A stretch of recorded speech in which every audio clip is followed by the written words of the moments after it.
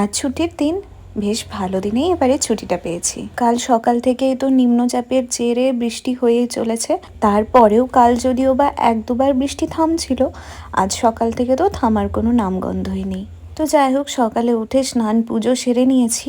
আর সকালে ঘুম থেকে উঠেই মাকে বলেছিলাম সেই স্কুলের টিফিনের মতো সাদা চাউমিন বানিয়ে দিতে, ওই একটুখানি আলু, পেঁয়াজ আর চিনেবাদাম দিয়ে।